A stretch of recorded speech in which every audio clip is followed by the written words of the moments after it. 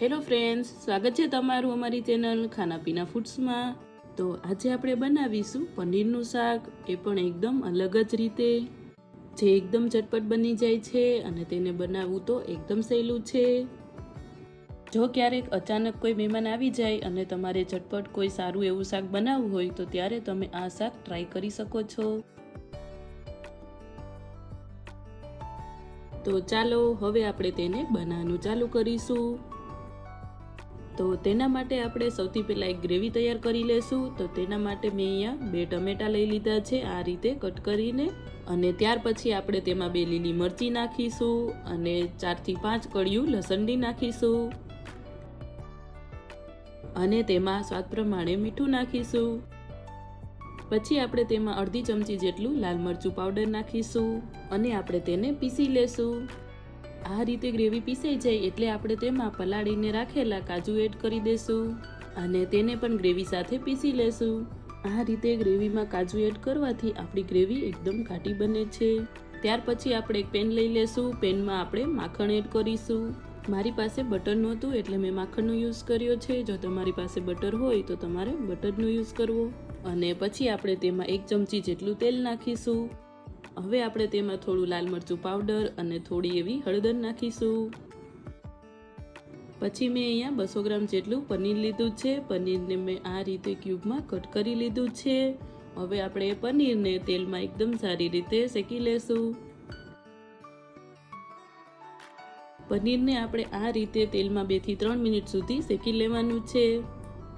ત્યાર પછી આપણે કઢાઈ લઈ લેશું। કઢાઈમાં આપણે 4 થી 5 ચમચી જેટલું તેલ નાખીશું અને 1 ચમચી જેટલું માખણ નાખીશું।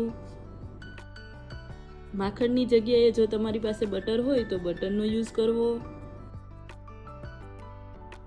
તેલ ગરમ થઈ જાય એટલે આપણે તેમાં જીરું નાખીશું અને પછી આપણે એક ડુંગળી સમારેલી નાખીશું। પછી આપણે ડુંગળીને તેલમાં 2 થી 3 મિનિટ સુધી સાતળી લેશું।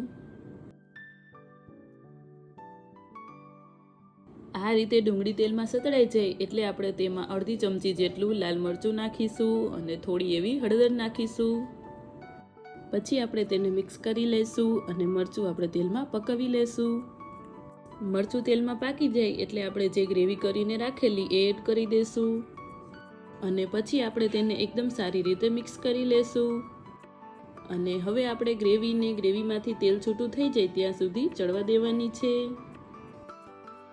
હવે આપણે તેમાં સ્વાદ પ્રમાણે થોડું એવું મીઠું નાખીશું।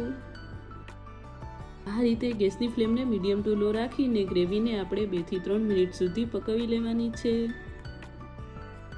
તમે જોઈ શકો છો ગ્રેવીમાંથી તેલ છૂટું થઈ ગયું છે, એટલે કે આપણી ગ્રેવી એકદમ મસ્ત રીતે પાકી ગઈ છે। તો હવે આપણે તેમાં અડધા ગ્લાસથી થોડું વધારે એટલું પાણી એડ કરીશું અને આપણે તેને એકદમ સારી રીતે મિક્સ કરી લેશું। ત્યાર પછી ગ્રેવી ઉકળવાનું ચાલુ થઈ જાય એટલે આપણે તેમાં જે પનીર શેકીને રાખેલું એ એડ કરી દેશું અને આ રીતે કટ કરેલા મરચાં એડ કરી દેશું। મેં અહીંયા સાદા મરચાં લીધા છે। જો તમારી પાસે કેપ્સિકમ હોય તો કેપ્સિકમનો યુઝ કરવો।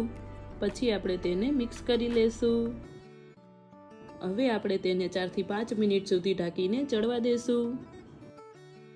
4 થી 5 મિનિટ જેટલો સમય થઈ ગયો છે। તમે જોઈ શકો છો આપણું ગ્રેવી અને પનીર એકદમ સારી રીતે મિક્સ થઈ ગયું છે।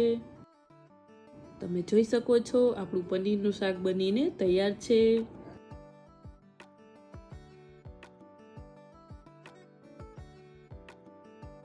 તો હવે આપણે તેમાં ઉપરથી થોડી લીલી કોથમીર નાખીશું। તો તૈયાર થયેલા પનીરના શાકને હવે આપણે એક પ્લેટમાં સર્વ કરી લેશું। તમે જોયું ને પનીરનું શાક આ રીતે બનાવવું કેટલું સહેલું છે। તો તમે પણ એક વખત આ રીતે પનીરનું શાક જરૂરથી બનાવજો, તમને ખૂબ જ પસંદ આવશે।